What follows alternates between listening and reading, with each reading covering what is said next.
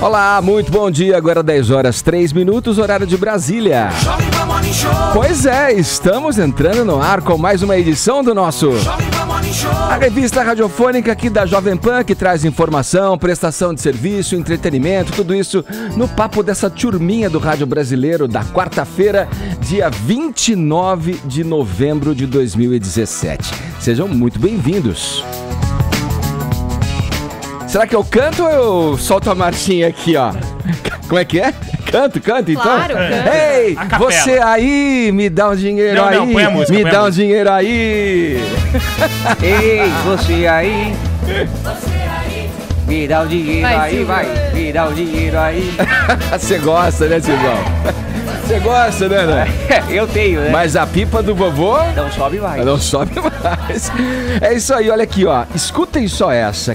Caixa Econômica Federal vai patrocinar o Carnaval do Rio de Janeiro. Os recursos da ordem de 8 milhões de reais virão, sabe de onde? Da Lei Rouanet.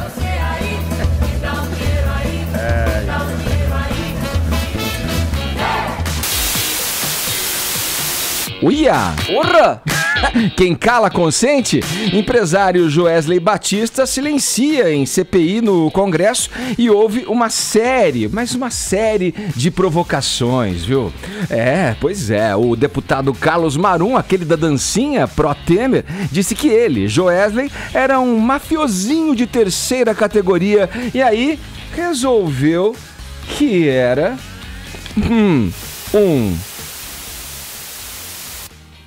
Eita, cadê? Acho que não deu certo. Cadê? Aqui, ó. Eita, não deu. Brincadeira, tá tudo errado. Vocês querem que eu cante? Ei, é o Capone. Não dá, né? Deixa pro Raul, né? Canta, Edgar. Pô, fui traído pela minha trilha sonora aqui. As armadilhas do visual, tudo que você deve saber para não se vestir de maneira inapropriada. Nosso convidado de hoje é apresentador do programa Esquadrão da Moda do SBT e um dos profissionais mais requisitados do país quando o assunto é estilo. Já, Arlindo Grund estará aqui com a gente no Morning Show e olha, para avaliar os looks dos nossos amigos aqui da bancada. Podem se preparar, viu? Ai. Vocês vieram, mas até que vocês vieram, vocês vieram também bem, tá elegante, Edgar. Olha, a Carol tá super elegante, ela cometeu uma estampa na camisa. Paulinha, não preciso nem dizer sempre. Fala da camisa do Bolsonaro. O Vini, a gente, tipo, sei lá, se considera. Olha o que tá escrito embaixo. Viva! Olha o que tá escrito embaixo do Bolsonaro. Original Cuba hoje. Original Cuba, grande. Já me chamaram de assim, comunista na redação. O Tonholi é só amigo dele e posso falar. Eu sempre tenho a impressão de que ele se troca no escuro. Como é que você adivinhou? Ele vem, às vezes, com um pé de um sapato, outro do outro. Brincadeira, Togui, ó. Coraçãozinho. O cara entregou, liberou o Badaró dos meus segredos. Vamos lá, esses são alguns destaques do Morning que tá só começando. Todos convidados a passarem a próxima hora e meia com a gente aqui na Jovem Pan. E convido você também a interagir pelo nosso WhatsApp, 11 931 7009 é o nosso número. Você, meu caro ouvinte, como eu falei aqui na manchete, o que acha, hein, do Carnaval do Rio de Janeiro receber 8 milhões de reais da Caixa via Lei Rouanet, hein? Você concorda com o patrocínio público de uma festa privada? Nossa, eu até achei que o carnaval de tão histórico que é no Brasil já era uma coisa meio do povo, mas tem sempre alguém ali da indústria, né, do setor privado botando uma grana ali no carnaval, né? E aí, você concorda ou não? Mande pra gente sua opinião em áudio ou em vídeo pelo WhatsApp 11 931 17 1009, aguardamos suas mensagens. E aí a Paulinha divulga a nossa hashtag de hoje que tem a ver com essa história de carnaval. Que grande momento, Edgar, que eu já tô pensando nisso. Aí você me diz, querida, nem chegou o Natal. E eu te digo, não importa, eu só penso em carnaval, Edgar, essa grande festa, não é verdade? Não quero saber atriz, né? disso aí, de Lei Rouanet, não quero saber de nada, eu quero saber dessa festa, entendeu? Você curte, Eu passei né? por cima desse departamento estruturado de hashtags pra hoje lançar Vem em Mim Carnaval. Olha! Coloca um samba, alguma coisa, Edgar. Vai lá, tá bom. Eu quero dançar. Nossa, você quebrou a vibe. Que é isso, meu? Não tem nada a ver com carnaval. Nada a ver. O Tonaraia é um fã, mais. né? Vem sempre na Sapucaí, né, Tonholi? Participar do carnaval, né? Nossa, o que tem de roqueiro que vem no carnaval? Pois. Começando com os MPs do Led Zeppelin, que sempre pega uma por fora. Gente, eu vou ignorar essa quebra de vibe. Eu espero mais de vocês no Twitter pra elevar a nossa hashtag Vem em Mim Carnaval com aqueles gifs que só vocês sabem procurar e postar, não é verdade? Boa. Se formos pros assuntos mais comentados do Brasil, tem prêmio pra vocês. Tá aí, Vem em Mim Carnaval, nossa hash pelo Twitter. No mais, você pode acompanhar tudo que acontece nesse cubo multicolorido do Morning Show em imagens pelo aplicativo da PAN, pelo nosso portal também, jovempanfm.com.br. Temos um canal no YouTube, youtube.com/Morning Show, e aí tem Instagram, Facebook com conteúdo extra. Vai lá na nossa página do Face, dá o seu joinha que a gente fica amarradão, tá bom? Todos convidados, como eu disse, a passarem a próxima hora e meia colados aqui na Jovem Pan. Vamos abrir o noticiário falando aí de emoção, despedidas, lágrimas, sentimentos à flor da pele. O goleiro Júlio César, que defendeu o Brasil em 2 Copas do Mundo, fez um anúncio importante, né? Fez. Você tá triste, Gugu? Tá triste. Foi emocionante a despedida, é isso, do Júlio? Não vai jogar mais, Júlio César? O Vini, pergunta pro Vini, Gugu. Pergunta pra ele. Ô, Vini, o Júlio César não joga mais, é isso? É isso, Gugu. Júlio César anunciou ontem a sua despedida do Benfica, Edgar. Aos 37 anos, aí, goleiro que defendeu a seleção brasileira por tanto tempo. Na verdade, o anúncio da aposentadoria não foi confirmado, né? A rescisão de contrato dele com o Benfica ia até dezembro. Ele decidiu, então, até dezembro do ano que vem, ele decidiu, então, antecipar isso. Só que o jornal Records, lá de Portugal, confirmou que ele realmente vai se aposentar. Aí o filho dele, via redes sociais, também compartilhou esse post do jornal, então meio que confirmando ali a aposentadoria do goleiro. Porém, depois, a esposa do Júlio César, a atriz Susana Werner, fez um post no Instagram, meio que deixando no ar, assim, né? Ela escreveu: será que o guerreiro cansou de jogar? E aí postou ali todas as premiações, taças, medalhas, algumas bolas, chuteiras ali do Júlio César, né? Então, será que ele pode ainda continuar essa carreira, talvez num possível retorno ao Brasil? Quem sabe no Flamengo, né? O Flamengo, a torcida do Flamengo questiona tanto lá o Muralha. O Muralha, né? Júlio César foi revelado pelo Flamengo, depois a ida dele para a Europa na Inter de Milão 2009-2010, né, Edgar? Foi a grande temporada do Júlio César, foi considerado o melhor goleiro do mundo. E aí, seleção brasileira, né, que apesar de ter sido eficiente em vários jogos, fica aquela mancha da Copa do Mundo, principalmente a de 2010, não a de 2014 do 7-1, mas de 2010 naquele jogo contra a Holanda, né, que o Brasil estava ganhando, e aí ele saiu errado do gol junto com o Felipe Melo, a Holanda empatou, depois virou, então ficou essa marca. E o 7-1, todos que estavam ali também daí a manchados, marca, né? Fica pro goleiro, porque o goleiro tá ali defendendo a meta, mas ele não tem absolutamente responsabilidade. No do tem 7-1, tanto quanto não. os outros têm, né? Desde o banco, do técnico até os 11. Mas o 7-1 não teve nenhuma falha assim que você pode falar, essa aí foi culpa do Júlio César, né? 2010 teve, mas mesmo assim não tira a brilhante carreira dele, e ele se despediu aí no vestiário ali do Benfica, dos jogadores, e se emocionou no discurso. Vamos ver. Pode soltar pra gente, Bruno. Bom, vamos falar antes disso aí, da despedida de um outro jogador. Daqui a pouco a gente tenta resgatar esse vídeo aqui. Vamos falar do Zé Roberto, do Palmeiras, que decidiu também encerrar a carreira aos 72 anos de idade. Não.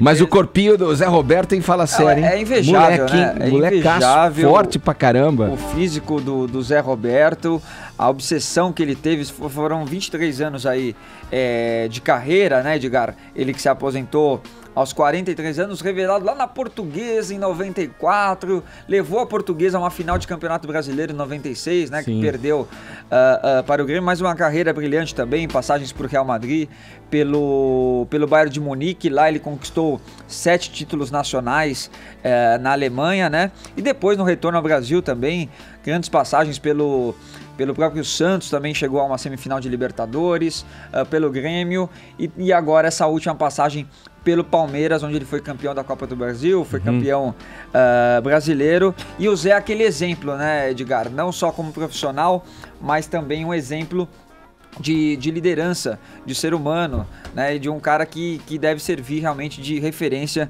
para os outros jogadores, né? Então, diferente do Júlio César, que fez um discurso mais emocionado, acabou chorando, o Zé Roberto, ele tem aquele discurso aflorado, né? Parece um pastor falando até. Vamos ver esse momento aí na segunda-feira, quando ele se despediu dos gramados na partida do Palmeiras contra o Botafogo. Solta pra gente, Bruno.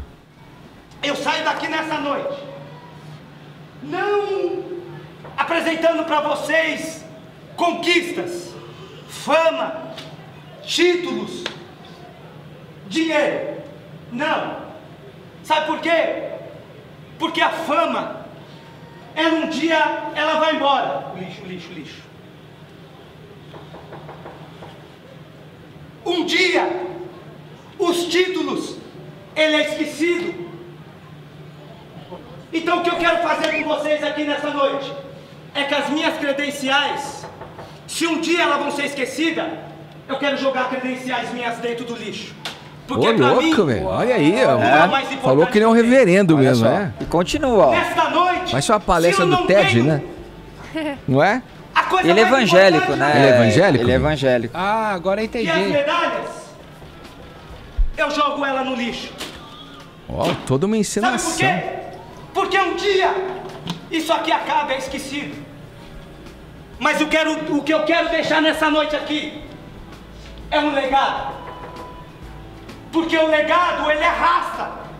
E eu sei que se esse legado chegar dentro da tua casa...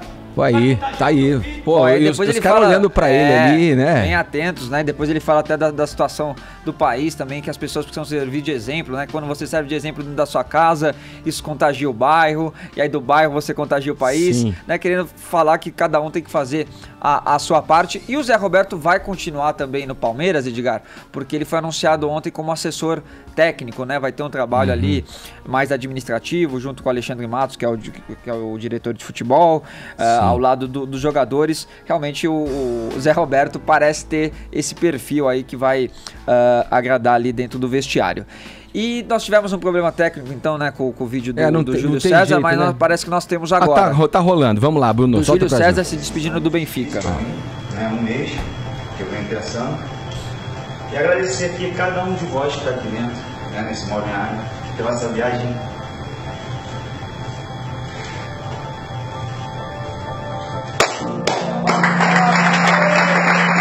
Que triste.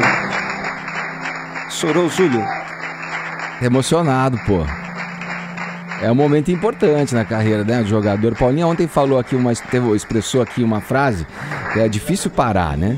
E aí ele tá vivendo tudo isso. Imagina, passa tudo pela cabeça dele, né? E aí, Edgar, tanto na carreira do Júlio como do Zé Roberto também, é complicado porque o jogador de futebol, até o atleta, o esportista, ele tem uma carreira curta mesmo, né? Você vê, o Zé conseguiu jogar aí 23 anos ainda, né?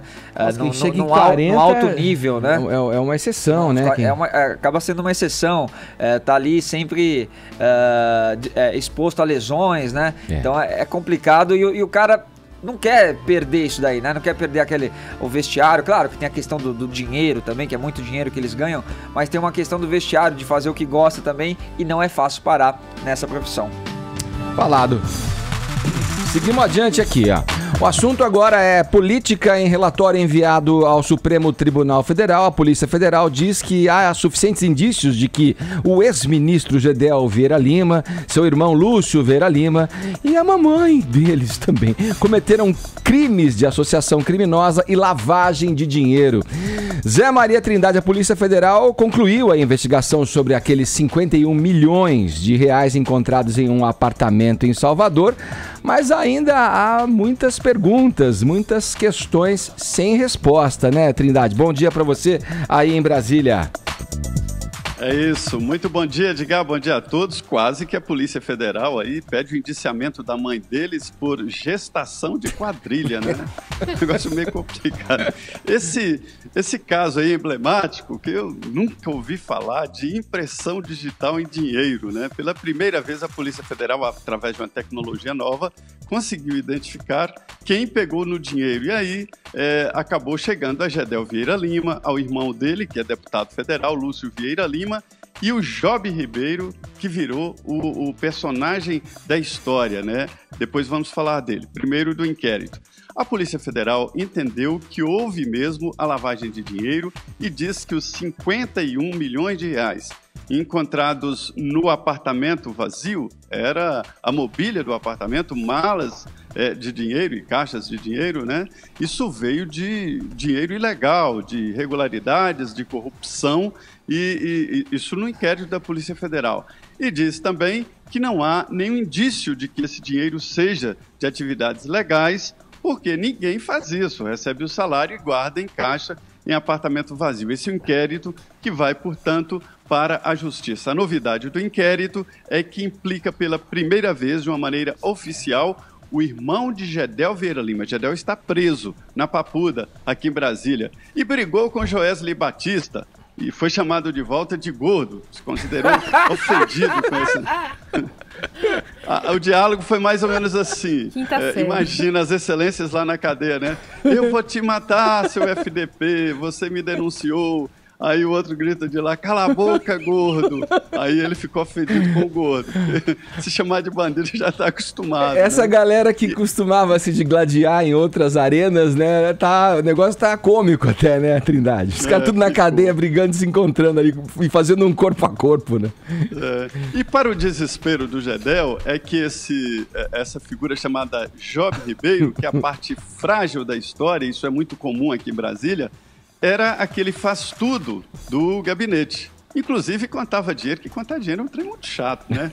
E aí ele tinha um assessor de contar dinheiro, era o tal do Job, que ficava horas contando dinheiro, em vez de comprar no Paraguai uma máquina de contar dinheiro, aquela maquininha que tem na Feira do Paraguai, aqui em Brasília, devia ter comprado. E aí o Job falou, olha que absurdo, que além de tudo isso, desse trabalho sujo, ele tinha que devolver salário. Como é que funciona? O gabinete tem uma verba de gabinete de 70 mil reais, né? E aí ele contrata quem ele quiser. Ele pode dividir ali em até 70 pessoas, ganhando R$1.000 cada um, mas pode dividir, por exemplo, por 7 pessoas ganhando 10 mil reais. Contrata o Gasparzinho, né, Trindade? Com vários Gasparzinhos. O Job era um desse. Coitado do Job, era contratado e devolvia o dinheiro, viu? Ele ia na boca do caixa, sacava o dinheiro e entregava para o Lúcio. Imagina, além de roubar milhões, ainda tomava o dinheiro do pobre do funcionário. Só que o Job agora está na vingança, está fazendo delação premiada, sabe segredos da família inteira, e aí é uma delação da delação, e o Gedel e o Lúcio Vieira estão mais complicados. O Edgar. Lúcio foi chamado para depor e não foi. Edgar, eu tô me lembrando aqui, você falou que o Gedel tem sido chamado de gordo, e aí quando ele estudou no Marista nos anos 70 e tinha como desafeto o Renato Russo, ele era chamado de suíno. Essa história tá contada em livro, e ele era chamado de suíno na escola, né, Zé? Chegava lá no Opalão, tirando onda, filho de deputado, ele é filho do Afrísio Vieira Lima, o pai dele foi constituinte, deputado, né? Chegava lá no Opalão, porque muitos deputados são eleitos e se mudam para Brasília, a maioria. Porque aqui é mais seguro, tem colégios bons e tal. E ele, o Renato dizia que o Gedel tinha sempre uma piada pronta na cabeça e não sabia nada do conteúdo, ou seja, não estudava. Fala, olha, Zé Maria Trindade, Edgar Piccoli, caríssimos ouvintes do Morning Show. Havia nos anos 20 a única mãe de família que ajudava os filhos pequenos mafiosos a roubarem, chamada Ma Baker. E houve um hit em homenagem a Ma Baker que parece aplicável à mãe do Gedel. Vamos ouvir um pouco de Ma Baker. Aqui, ó, a frase inicial, ó. I'm Ma Baker, put your hands in the air, give me all your money. Vamos traduzir pra quem não fez escola. Levante as mãos aí e dê-me todo o seu dinheiro, né? Ela fala logo na abertura da música. Agora, a Bonnie M essa.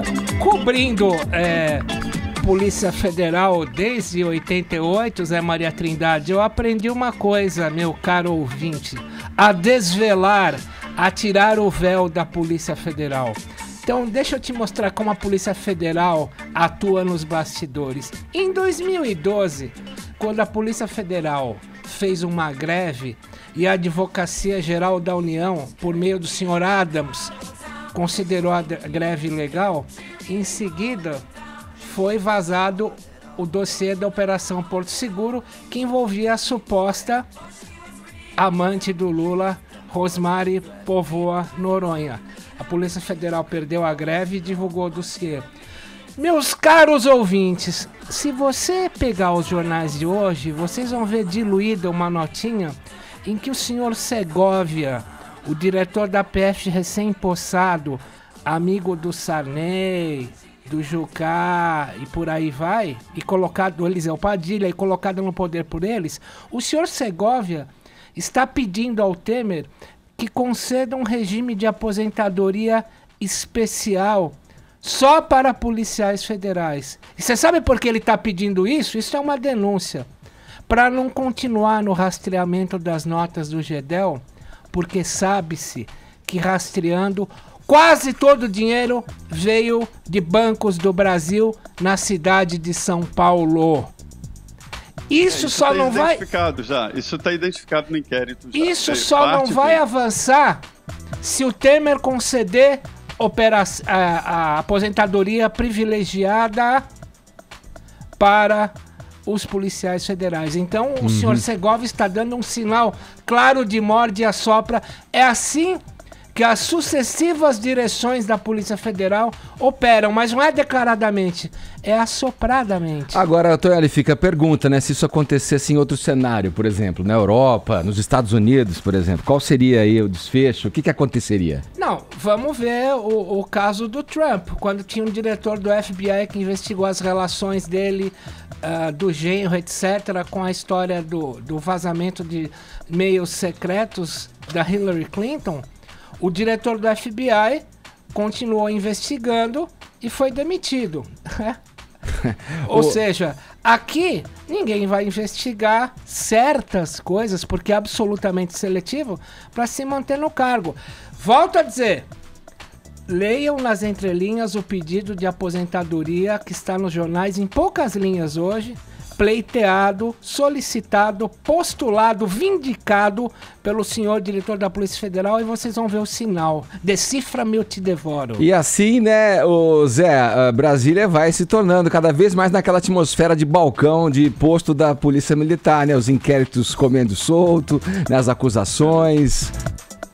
Ontem eu estou apresentando o Pingo nos Is lá, junto com Felipe e Augusto, e a gente falava, Tonholi, você sabe muito bem o que isso significa.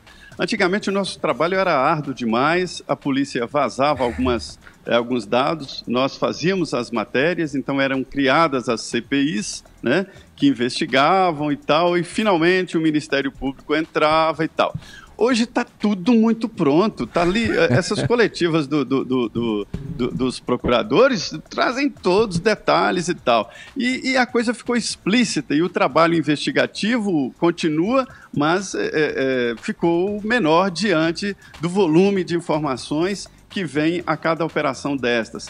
Então, olha, você está certo, ontem o diretor da Polícia Federal foi ao presidente da Câmara, numa reunião fechada lá, e saiu falando exatamente da aposentadoria. Essa situação dele é curiosa, porque o novo diretor da Polícia Federal, ele tem sim ligações com a política, mas ele tem um forte componente ali corporativista da Polícia Federal. Tem um grupo grande da Polícia Federal que está pouco se lixando para a investigação. Quer aposentadoria especial, mais salário, mais condições de trabalho e tal, e tal, e tal.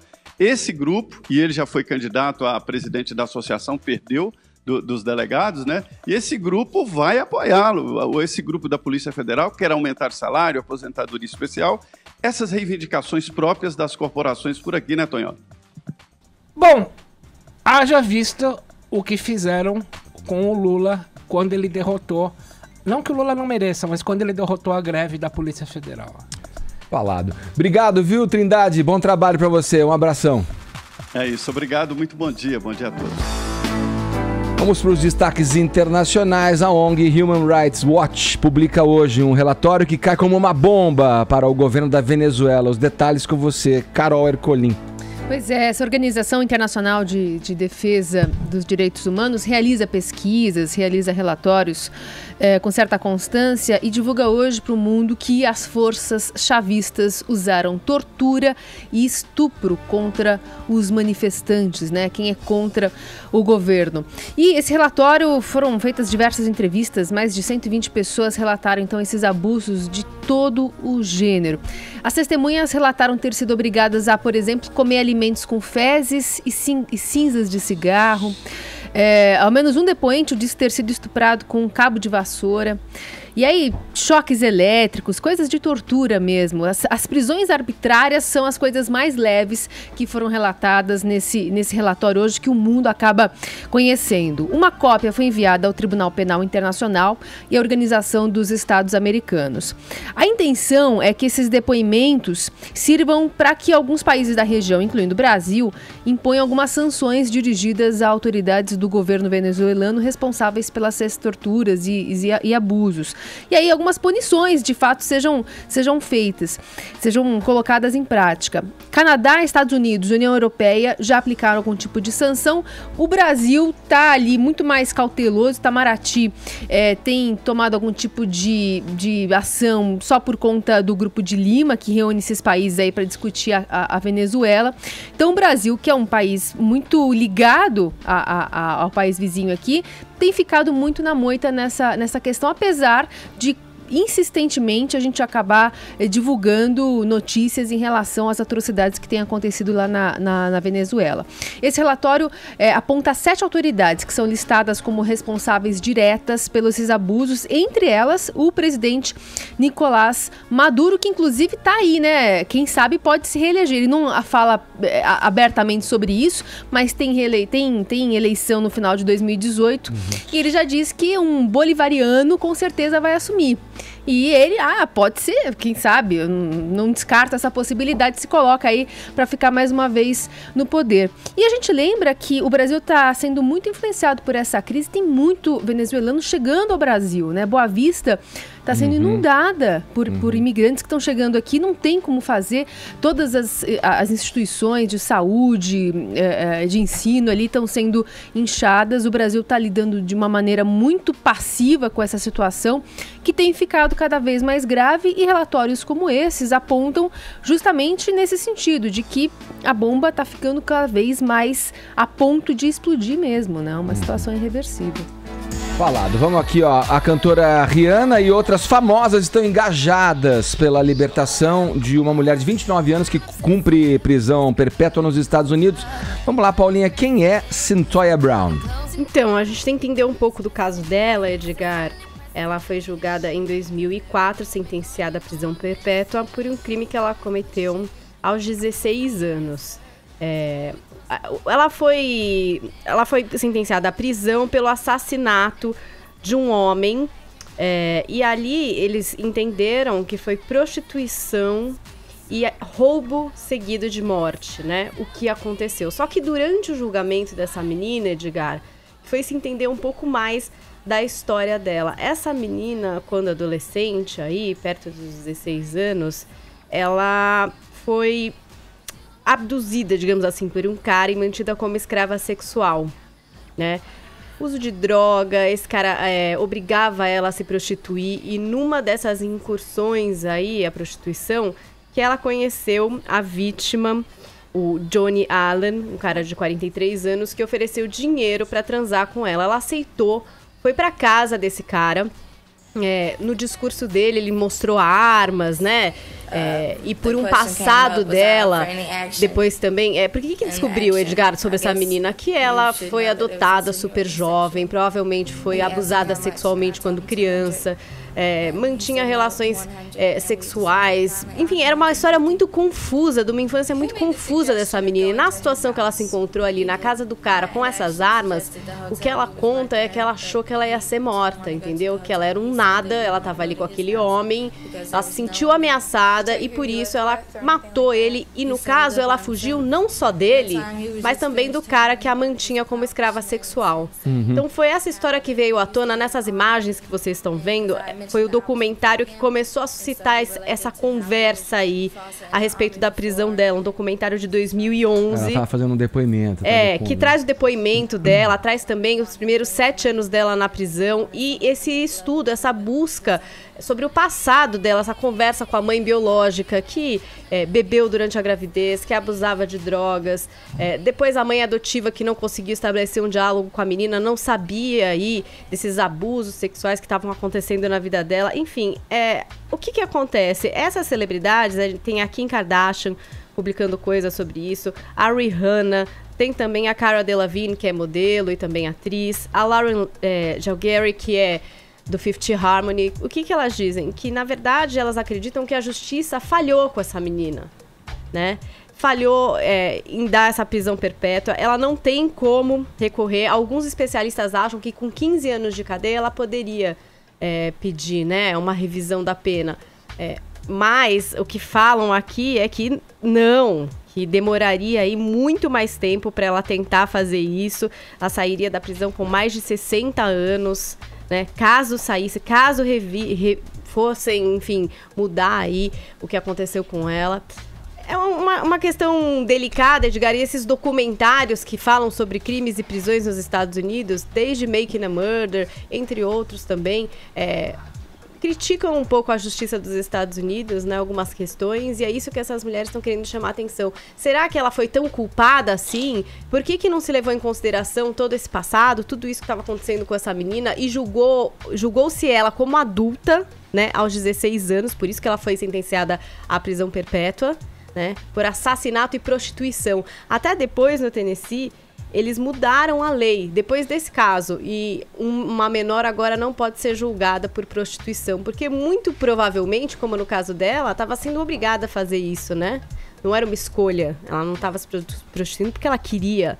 Ela estava numa situação onde ela estava sequestrada, né? Onde ela estava sob o uso de drogas, onde ela estava sendo coagida a se prostituir, quer dizer, não era uma escolha dela ali, né? Então, teria agido em legítima defesa, essas questões. No que ela imaginou estar sendo ameaçada, onde a vida dela estava sendo ameaçada. Esse documentário é bastante interessante. Eu postei ele no meu blog, dá pra vocês assistirem, pra entender um pouco do psicológico dessa menina, né? E o que essas artistas acreditam é que não se defendeu isso, entendeu? Não se defendeu a menina, que na verdade era uma vítima, né? E não uma assassina. Era uma vítima de toda uma situação que não foi levada em consideração. Agora, a Kim Kardashian falou que vai até mobilizar os advogados dela para ver o que pode ser feito.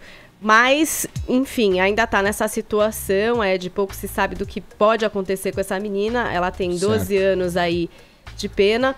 Aos 15 anos, alguns acreditam que poderia ser revisto, mas dizem que para pedir a liberdade condicional, só 51 anos depois de reclusão.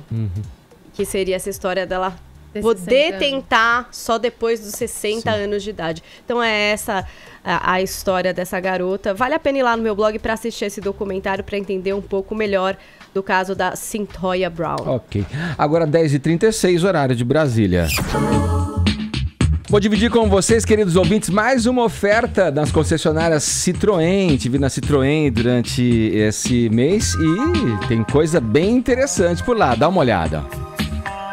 Já imaginou dirigir um sedã com toque de esportividade? Com design moderno e novos faróis dianteiros com máscara negra, o Citroën C4 Lounge Série S une sofisticação e potência. Seu motor turbo THP Flex rende incríveis 173 cavalos e a caixa automática de 6 marchas garante todo o conforto para quem está a bordo. E um carro tão exclusivo merece serviços exclusivos, 3 anos de garantia e revisão de R$1 por dia. Então anota aí, nesse mês o Citroën C4 Lounge Série S está com taxa zero em 36 vezes. E ainda na troca do seu usado garantimos 100% da tabela FIPE. Consulte as condições na concessionária Citroën mais perto de você e saia de lá de Citroën C4 Lounge. Não é só uma Black Friday, é a oferta do mês Citroën Jovem Pan. Aí, ó, lembrando que essas ofertas valem durante esse mês de novembro, portanto, corra, tá acabando, hein? Seguindo aqui no Morning Show, Carol Ercolim, vamos lá. O empresário Joesley Batista compareceu ontem à reunião das CPIs da JBS e do BNDES no Senado. O que ele disse, Carol? Sabe aquele grilinho? Cri, cri, cri, cri. Foi silêncio. E não faltou provocação, hein? Não, então ele foi bastante cutucado, provocado ali pelos deputados, pelos senadores, mas todo mundo ficou frustrado mesmo, porque o silêncio absoluto permaneceu. Joesley Batista não abriu o bico. O silêncio que precede o esporro. Pois é, é sempre uma expectativa. Mas o presidente, que é o senador Ataídes Oliveira, lá dessa comissão, começou a sessão com protocolos, né? Leu, afinal de contas, a chance que eles têm de aparecer lá na TV, né? De ter a exposição ali do nome, do visual ali para todo mundo. Todo mundo tá vendo na expectativa de Joesley, quem sabe falar também. Então ele ficou lá 1 hora falando, lendo o relatório, o resumo de tudo que estava acontecendo. Tanana. Muito bem, passamos agora a palavra a Joesley Batista, né? Aí o Joesley pegou assim o microfoninho, passou pro lado, e aí quem falou foi o advogado Ticiano Figueiredo, que disse que a orientação é que ele invoque a garantia constitucional do silêncio. Aí ficou aquele climão na comissão, aí Carlos Marum, né? Vai lá. Vamos lá, Carlos Marum, sempre aguerrido. Carol, só uma coisa, qual o nome do advogado? Ticiano Figueiredo. Pô, persegue o nome, esse nome. A mulher, né, Ticiane? É verdade, né? E aí, Carlos Marum chegou lá, também fez uma longa introdução, fazendo um resumo do que tinha sido investigado na comissão.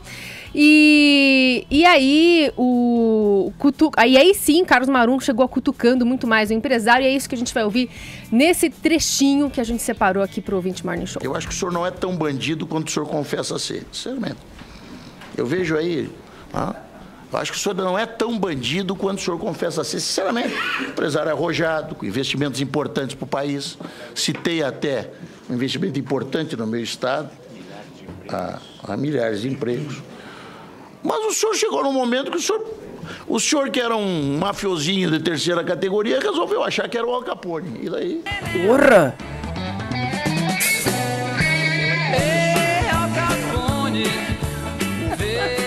Um mafiosinho está no seu lugar. Um mafiosinho de terceira categoria.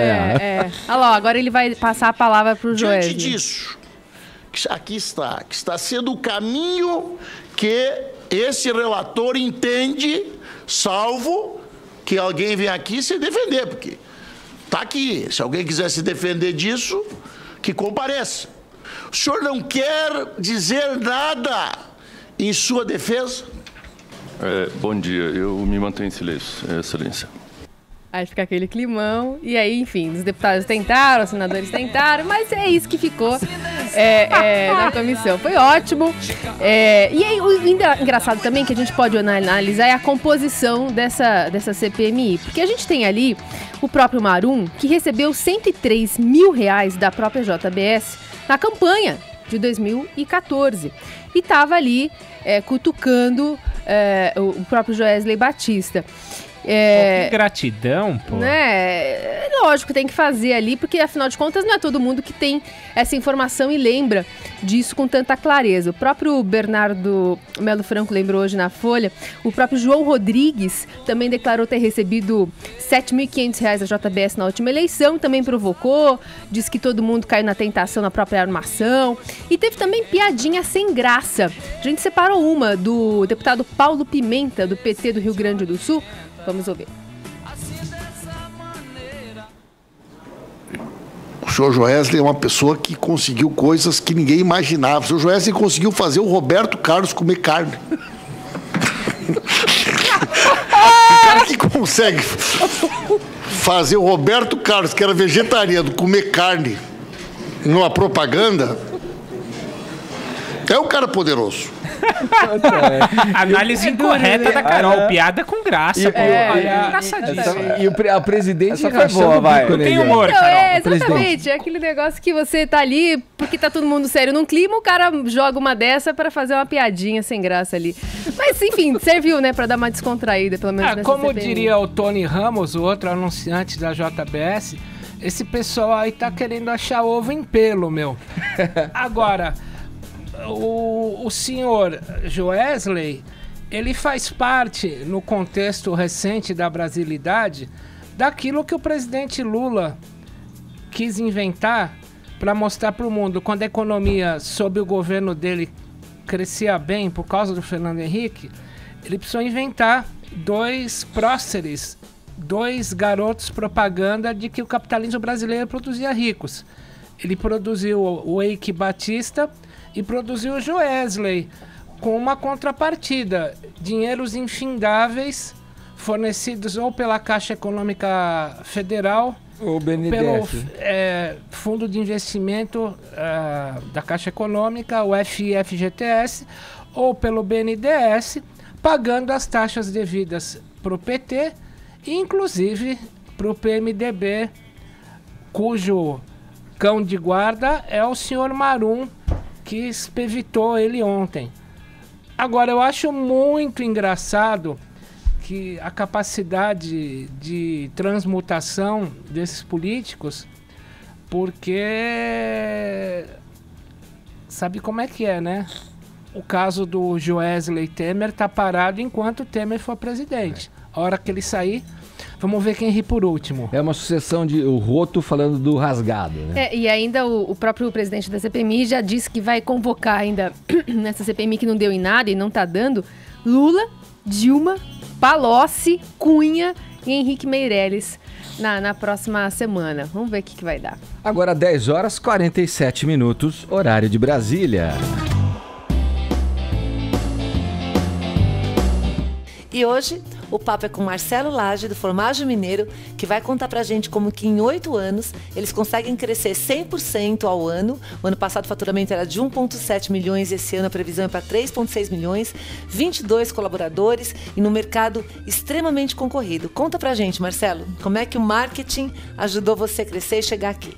Primeiro é importante lembrar que marketing é mercado, e o mercado apresenta uma grande volatilidade. O que era valor alguns anos atrás, quando a gente começou, hoje já não é um valor. Então, para o varejo era valor embalagem, qualidade de produto, logística, entrega em grande velocidade. Para o food service, ou cafeterias, hotéis, geradores de valor, era a qualidade do produto, treinamento para assar de forma perfeita aquele produto. E hoje nós abrimos um terceiro canal, que são as lojas próprias, onde a gente tem toda a experiência de consumo para os clientes, o café é de graça, o pãozinho de queijo é de graça, e as pessoas levam o que elas quiserem. Esse nós vamos abrir, já temos 3 lojas, vamos abrir mais 6 lojas no ano que vem. Lembrando que o Sebrae foi de grande importância quando a gente fez o Empretec lá atrás, e foi o nosso boom para começar muito bem com o pé direito o negócio. Que legal. Então, Marcelo Lage contando pra gente como que o marketing ajudou o Formaggio Mineiro e o Sebrae também, né? Ajudando o Formaggio Mineiro a chegar onde está, com foco no cliente, valor, experiência, desenvolvimento de canais, posicionamento. Marta Gabriel, pro Sebrae Digital. Seguindo no Morning Show dessa quarta-feira, vamos falar aqui da reta final do reality show, né? A Fazenda, o ex-BBB Marcos... A Fazenda? Nem sei quem que vem. Vem tanta gente daí. O tal do Marcos Harter, é isso, Tá Vini? surtando de novo, Edgar. Ah, é? Você lembra não dele tá tranquilinho? no BBB esse ano? Não tá tranquilinho? Não. Nunca esteve, né? Não tá. Você lembra dele no BBB esse ano também, tudo que aconteceu. É aquele cara que assediou moralmente a menina, depois a enfiou menina... o dedo na cara. Relacionamento abusivo no BBB. Já sei que... E aí o que acontece, Paulinha? O Marcos no BBB, ele foi até quase ali a reta final. Foi até a reta final, faltavam acho que 3, 4 participantes. Na Fazenda também. Então esse homem já tá uns 4 ou 5 meses confinado dentro de um reality show. E ele não bate bem da cabeça. É só você assistir o reality show ali que você percebe que ele tem alguns surtos, né? Ou ele faz um grande personagem, realmente, né? Que ao mesmo tempo também é muito idolatrado na internet. As fãs dele defendem ele com unhas e dentes. Chamado carinhosamente de Marcos Hater, né? Tanto que quando ele saiu do BBB... Mas fã tem até a outra louca lá. Não, quando ele saiu do BBB, ele foi pra delegacia. Falou aquelas bobagens lá. Quando ele saiu do BBB e foi pra delegacia, tinha fã na porta da delegacia falando: me bate, doutor Marcos, aquela coisa toda. Ah, é doutor, é? Ele é médico. Não, é isso que mais impressiona, o cara é médico. O cara é médico. Ô, Bolsonaro, quem você vai nomear pra Fazenda? O próprio Roberto. Então, o que acontece? Ontem teve uma atividade dentro da Fazenda e a rixa dele até agora era mais com a Flávia. Ele não gosta da menina, fala que a menina faz um jogo, faz tipo, faz cena, faz VT, aquela coisa. Agora ele começou a surtar com todo mundo. Com o Yuri, com a Monique, com a Rita Cadillac. Aliás, Rita, ajuda a gente a gostar de você também, Rita. O Matheus, é até difícil, né? Joga a gente pra baixo, mas enfim. Você falou igual o professor Vila. Joga a gente pra baixo. Nossa, a Rita, não, porque a Rita Cadillac, eu até coloquei no meu Twitter quando começou a Fazenda que eu queria torcer por ela, mas é difícil. Que ela é meio depressiva, né? Ela deixa a gente mal, reclama de tudo, tá tudo ruim, enfim. Mas voltando a falar do Marcos, ontem teve uma atividade dentro da Fazenda com o Fábio Porchat, o apresentador Fábio Porchat.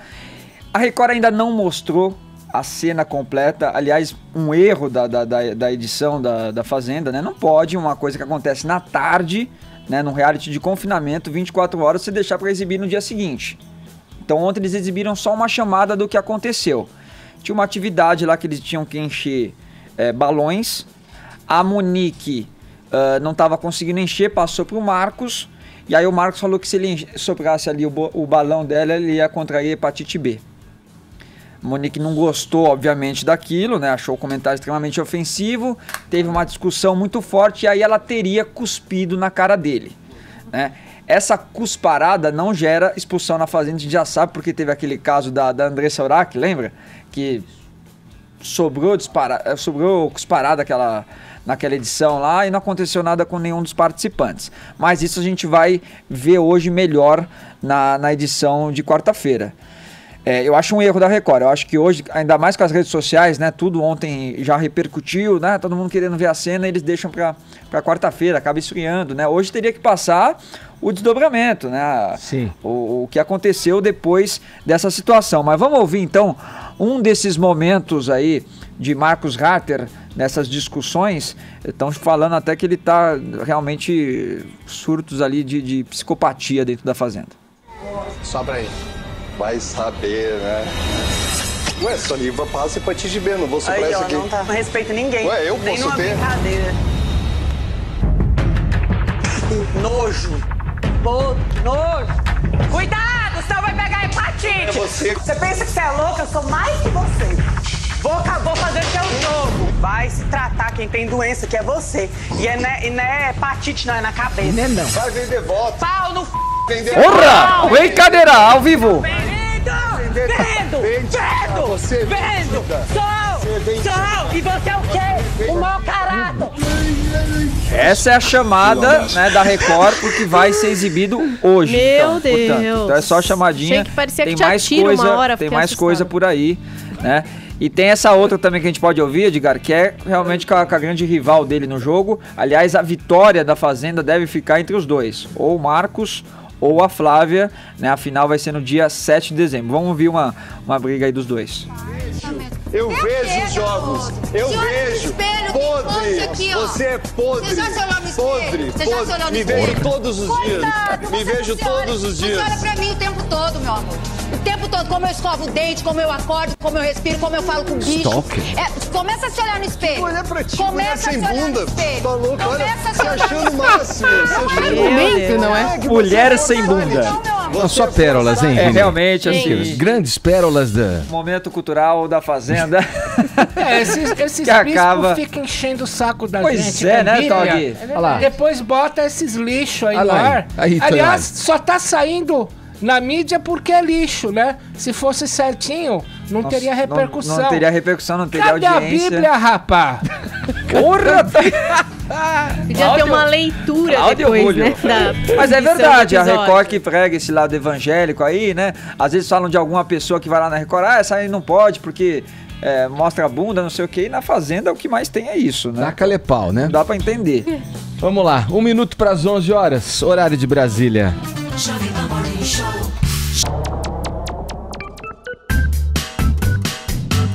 Já falamos da Fazenda aqui no Morning Show, vamos falar agora do MasterChef.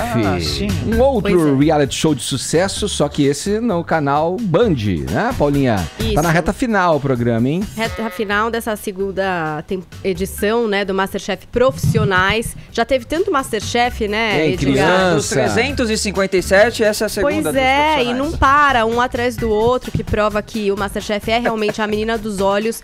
do financeiro da Band. Podiam fazer um de master né? de food truck, só de cara variar de food truck. Um pouco, né? Acho que tinha que fazer um celebridades, convidar o Ed lá pra cozinhar. Eu acho que ainda vai muito Masterchef. Você quer me tirar do programa? Você quer me tirar aqui do Morning Show? Exatamente. Ah, tá, entendi sua estratégia. Vocês podem aguardar que ainda vem muito Masterchef por aí, porque a Band continua apostando muito nesse reality, que tem um retorno financeiro bom. Eles dão a desculpa de que eles não querem perder a audiência consolidada do dia, e aí eles vão sequenciando, né, as edições, mas eu acho que tem mais a ver aí com os acertos comerciais que eles conseguem pelo Masterchef, que é o carro-chefe hoje da Band, pelo menos na linha do entretenimento. E a gente tá indo, então, agora pra final. Ontem teve a semifinal, a gente tinha a Irina, o Pablo e o Francisco. Francisco, este paizão, né, que veio correndo por fora, digo assim, por fora das pessoas se cativarem em relação a ele, porque ele foi um participante bastante polêmico, né? Um pouco nariz em pé, meio que se achava em relação aos outros concorrentes. E agora, nesses últimos capítulos, ele tem se mostrado humano, ele tem passado por dificuldades, ele queimou as mãos, então tá sendo bastante difícil. É verdade, foi triste mesmo, até chorei com o paizão a semana passada, com essa história de queimar as mãos, então... Enfim, ele tá passando dificuldade aí para conseguir concretizar. E ontem, no preparo, isso foi maravilhoso, de um peru recheado com carne de pato e de frango, o chamado Turdunken, Edgar. Uma coisa pra ceia. É um prato americano, né, Paulinha? Na verdade, uma coisa meio Thanksgiving. E aí ele fez um discurso que eu acho que até resume um pouco do que ele foi na competição. A gente pode ouvir, Edgar? Claro. Ele explicar um pouco do que foi o caminho dele por ali, né? Vamos ouvir. Eu entrei no Masterchef com o nariz torcido, né? Não acreditando no programa. Mas entrei com uma missão de me reinventar e me reciclar como profissional, como pessoa. E na primeira prova aqui, que vocês acionavam meus companheiros de competição, eles respondiam sim, chefe. E eu respondi ok. Eu nunca chamei vocês de chefe. Porque chamar alguém de chefe na minha cabeça é alguém que te ensinou, te orientou, te criticou e guiou teu caminho. E você trabalhou com essa pessoa. Então, em respeito e um reconhecimento da minha parte sobre o quanto eu estava errado quando eu entrei aqui, eu queria dizer, chefe Eric Jacan, chefe Paola, chefe Fogaça, sim, chefes. Obrigado. Grande paizão! O Vini gosta do paizão. Gostei dessa redenção do paizão. Eu acho que o paizão, teve esse negócio, tá mobilizando a emoção das pessoas, mas ele foi um chato, vamos falar a verdade, durante toda a temporada, realmente super prepotente, se achando pra cima dos outros. Tem uma outra sonorinha que mostra que ainda tem aquela pontinha de nariz em pé nele que nunca vai morrer. Vamos ouvir. Apareceu no final da competição, hein? Irina? Sim. Tava escondido, Francisco? Trajetória do herói. Trajetória do herói. Do herói modesto. Ana Paula Padrão, percebendo isso, né? O herói modesto. Como é modesto, Francisco? Mas a verdade é que ele emplacou pra final. A gente vai ter Pablo e Francisco agora na próxima terça-feira, 5 de dezembro, às 22h30 na Band, a final do Masterchef Profissionais. Vamos ver se eles vão conseguir boa audiência aí. A gente sabe que teremos mais um Masterchef, já estão abertas as inscrições. Sim. E segue o jogo da comida. Vamos ver até quando a gente aguenta engolir esse pato. Agora, o que eu quero ver é o seguinte, se as pessoas vão acreditar nessa redenção do Francisco e realmente se apegar ao paizão, ou se o Pablo, que é um cara que foi legal e foi bem durante toda a competição e cresceu demais, apenas sendo um chefe, gente fina, se ele vai ganhar. Cara? Eu tô torcendo pro Pablo, paizão, não me engana, entendeu? É a Você Pablo tá com a mão ou machucada. É o Pablo, não é o Pablo Vittar, não, é o Pablo Cozinheiro, e eu tô torcendo por ele, não sei vocês, vamos acompanhar aí o que vai acontecer. E o ganho mesmo do Masterchef é esse trio de jurados maravilhoso, que realmente é o que faz a gente assistir o programa. Eles conseguem, ontem a Paola chorou, ficou bastante emocionada com o resultado ali dos pratos dos concorrentes. São eles que fazem a gente assistir esse programa. O Gugu também tava triste, né? O Gugu que assiste é fã. Fiquei emocionado com o paizão. Foi triste, foi emocionante. Na hora certa pra 11h10, horário de Brasília! Paulinha, deixa eu te fazer uma pergunta, hein? Fazer uma pergunta pra você. Deixa eu te fazer uma pergunta pra você. Que é fã, claro, sempre de moda, vem sempre impecável. Nunca repetiu, desde que eu tô há quantos anos nesse programa, Paulinha? Olha, 5, 6 anos? Há 4 anos sem repetir uma roupa. Olha, é impressionante. É incrível, realmente. Então você, como é ligado em moda, eu vou te perguntar o seguinte. Nossa produção recebeu aqui esse livro que você que nos acompanha em imagem está vendo aqui em minhas mãos, As Armadilhas da Moda. Aprenda a evitá-las para ter o look perfeito em qualquer situação. Escrito pelo stylist e apresentador do programa Esquadrão da Moda do SBT, Arlindo Grunde. Agora eu te pergunto, não seria bacana a gente providenciar para que o Arlindo viesse aqui ao Morning Show? O que você acha, Paulinha? Eu acho que seria maravilhoso, porque eu não posso ver uma armadilha da moda que eu quero cair, entendeu? Eu vejo aquela vergonha, já quero passar. Eu tava falando isso pro Vini. Pois ele já está entre nós, como você já percebe isso ao seu lado, Paulinha, e os nossos ouvintes que nos acompanham em imagens também. Para os que nos ouvem, eu apresento agora Arlindo Grunde. Seja muito bem-vindo ao Morning Show, Arlindo. Obrigado, Edgar. Obrigado, Paulinha. Obrigado a todo mundo. Muito bom te receber aqui. Eu queria já que a sua participação começasse com uma análise dos looks dos nossos queridos apresentadores aqui, mais especificamente 2 deles, porque são realmente incomparáveis, ícones da vestimenta. Paulinha Carvalho, de um lado, e do outro, Cláudio Julio Tonioli. Tá ótimo, só que antes de qualquer coisa, uma grande armadilha da moda é você não repetir roupa, achar que isso é chique. E o bacana é você repetir roupa. Começou legal! O consumo consciente é acima de tudo. O look da Paulinha tá maravilhoso, ela é super básica, gosta de informação de moda, gosta de... E a gargantilha, Arlindo? Vamos pular essa parte? Você não gosta? Arlindo Grunde, galera! Que anel lindo. Vamos focar nesse anel agora. Isso, vamos focar no anel de escaravelho, que tá super na moda. Aliás, os insetos estão com tudo na moda. Eu vou tirar delicadamente essa gargantilha.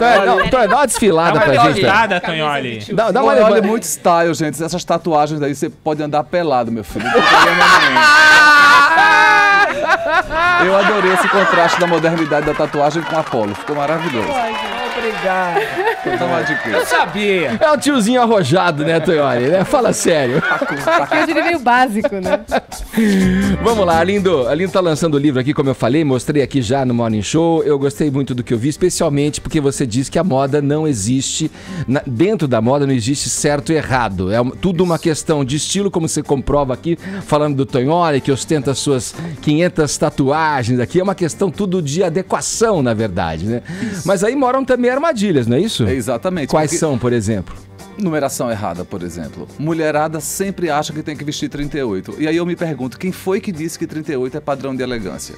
38 nunca foi padrão de elegância nem de beleza. 38 é simplesmente um número que veste uma pessoa que está mais magra. Mas se você é 44, se incomoda com 44, compra a roupa 44, vai lá e corta a etiqueta, não tem problema nenhum. E o tal do oversized, que tanto ficou na moda, não tem nada a ver essas coisas? Olha, posso falar aí? Voltou com tudo agora, né? Acho que desde 2015, quando uma marca francesa chamada Vetements lançou e relançou essas ombreiras grandes que lembram o grande humorista Didi Mocó.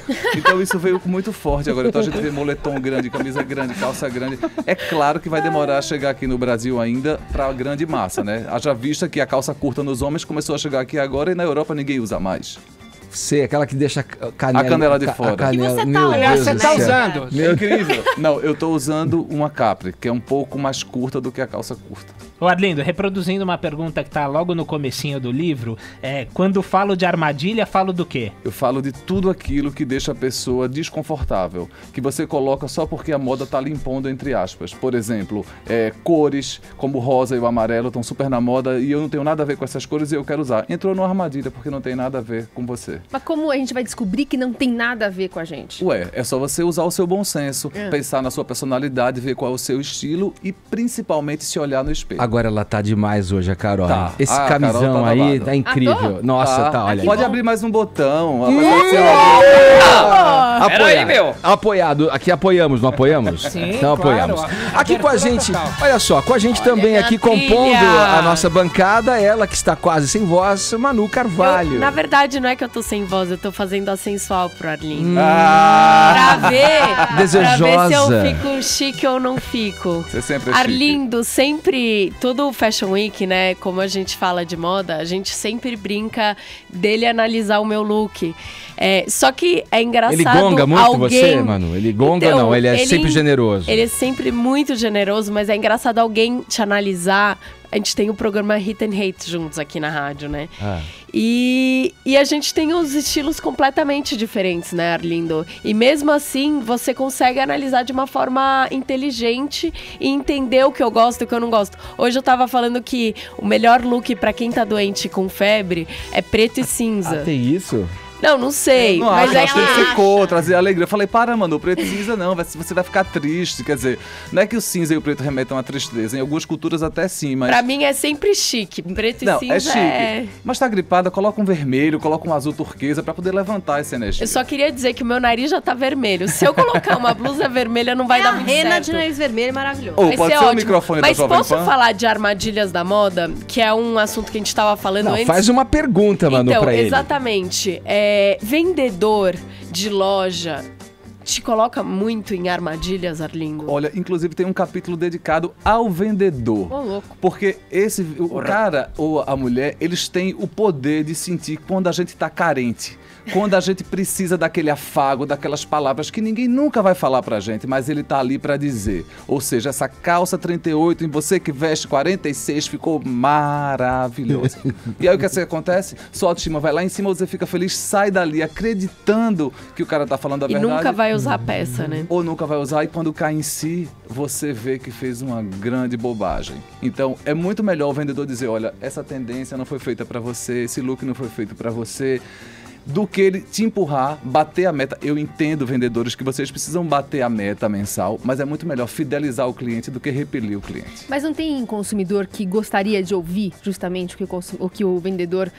O que mal direcionado falaria, tipo, nossa, eu precisava ouvir que aquela calça 38 tava boa e que vai laciar quando eu chegar em casa. Sabe a autossabotagem? Ou que eu vou emagrecer pra entrar nela. Então, porque...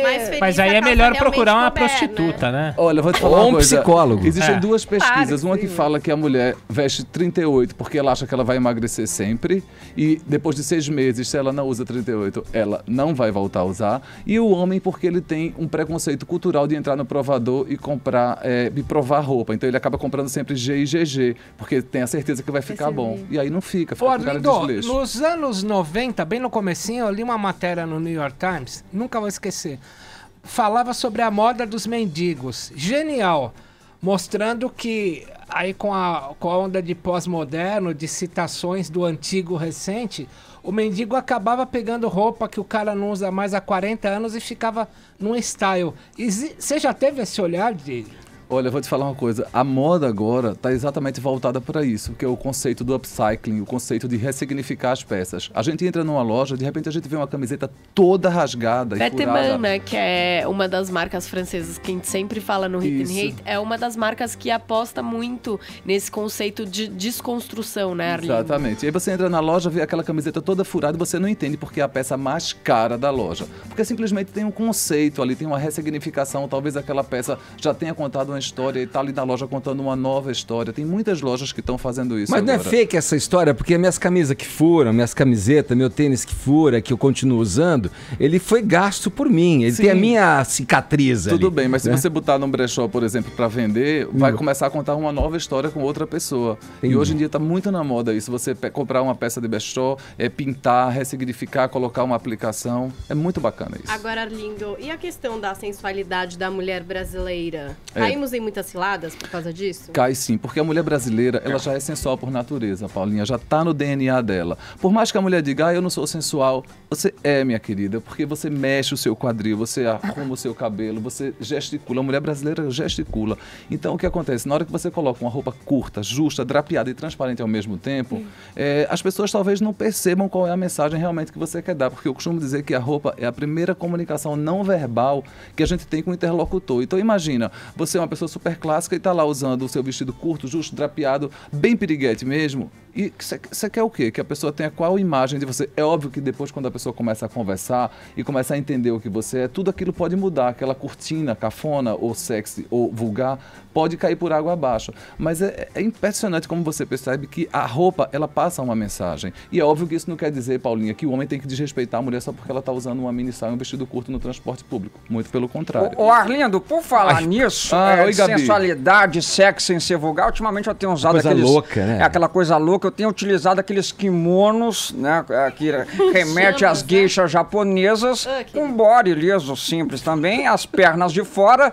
Queria saber se isso é sexy sem ser vulgar, é isso, Arlindo? Depende pra onde você vai, ué. Se você tá preparando onde um você show quiser, pra pessoa... querido. Não entendi, a Marília Gabriela ou a Renata Vasconcelos? Essa é a pergunta. Mas eu me inspirei nela também. Tem salto ou tem sapatilha nesse look? Não. Sapatilha. É, uma sapatilha. Então você deve estar em casa fazendo um show pra pessoa amada e deve ter esquecido de tirar o resto das roupas. Gosto muito do kimono, tenho pavor a body. Eu acho que é uma peça que é muito sensual demais. E principalmente quando ela tem aquelas mangas longas e aquelas janelas geométricas que mostram as costas inteiras da mulher. Ô, pavor. Ô, mestre, o que você acha da Marcela Temer?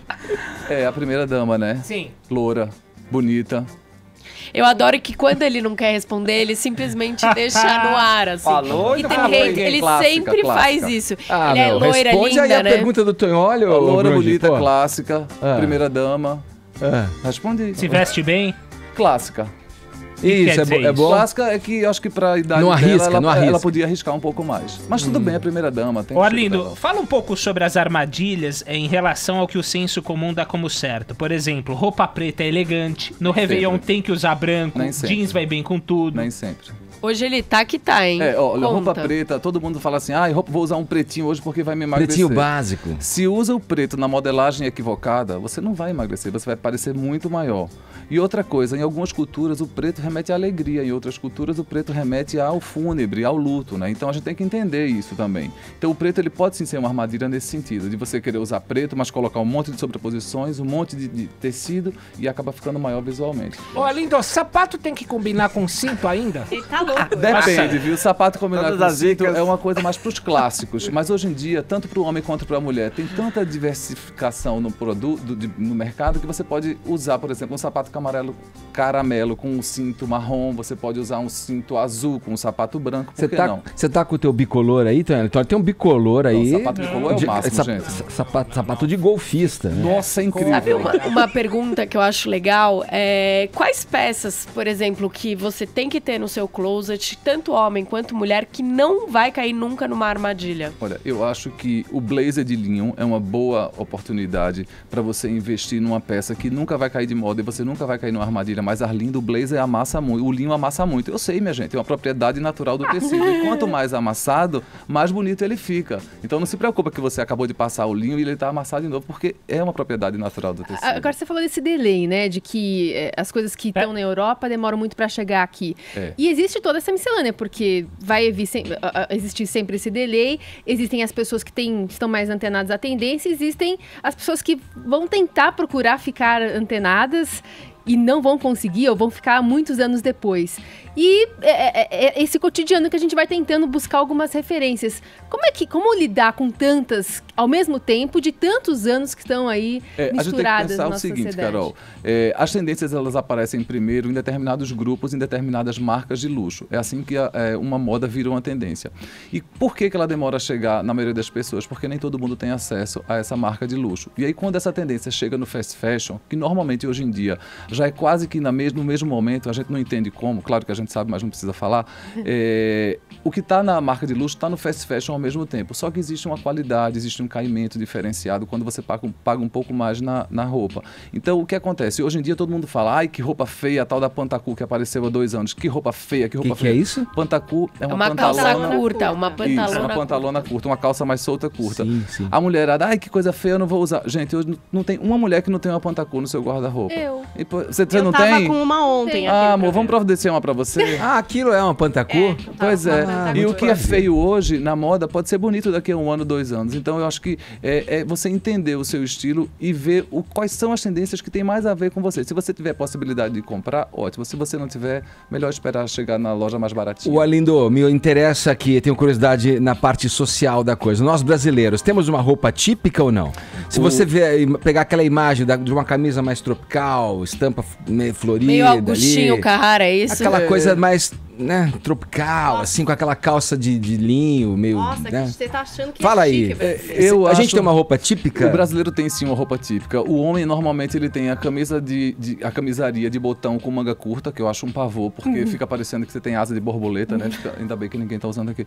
Nossa, eu uso um você monte. fica andando... Não, mas aí é legal, eu já vi você usando. As suas adoro. são mais fechadinhas, são mais slim. O problema é esse, é quando o homem compra camisa de manga curta... O problema é o tamanho. É o tamanho. Eu erro no tamanho. E aí o que acontece? Camisa de manga curta com calça caque. Meu Deus do céu. Nossa, parece é que é um Edgar, Edgar.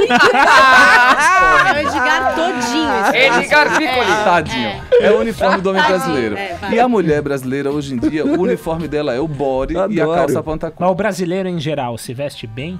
Tá começando a se vestir bem. O homem brasileiro, ele tá começando a se libertar um pouco dessa coisa de que se vestir bem vai interferir na sexualidade dele. Então ele tá entendendo que ele pode usar uma meia colorida, um sapato colorido, uma calça curta e ele vai continuar machoxô do mesmo jeito. As meias também, né? Eu vejo Muitas. que muito homem hoje em dia começou a postar em meia colorida e que há 1 ano nunca usava. Edgar também adora. Ou a meia com piano, né? A tecla do piano, essas coisas do piu-piu. É meio Snoop Dogg. Tem uma marca californiana que é incrível, que ela coloca uma meia diferente da outra, com estampas diferentes, dentro do mesmo tema, mas Por com sinal, o Arlindo sempre usa um tênis diferente do outro. Eu uso de vez Ô, em Arlindo, quando. as minas que usam Pantacu? vestido fino e põe uma sandália havaiana e acha que tá chique, já era, né? É isso que você falou, ela acha que tá chique, né? Aê! Acha que tá chique. Depende Foi da indireta mina. pra alguém. Tá isso. querendo passar recado, né? Não, mas da olha, mina. se for no final do casamento da festa onde É o Doug vocês aí, distribuem Toyoli. as sandálias de borracha, tudo bem, tá? Mas a pessoa sair de casa assim é um pouco demais. Ô, Arlindo, a gente falou da roupa do brasileiro aí, que você vislumbrou uma roupa típica do nosso O Brasilzão. Edgar Pico, ele é o brasileiro típico. Mas é o seguinte, a gente vê, agora estamos chegando aí em ano de eleição, todo mundo meio que se padroniza, toma um chá de loja, né? O cara que é feio fica bonito, Candidato. o cara que é deselegante fica elegante, mas é tudo muito padronizado. Ou se é a mulher, né, tem o terninho, o blazerzinho, ou se é o homem, é aquele corte de terno aí variando E das agora não tem tendências tanto atuais. gravata, né? É, mais soltão.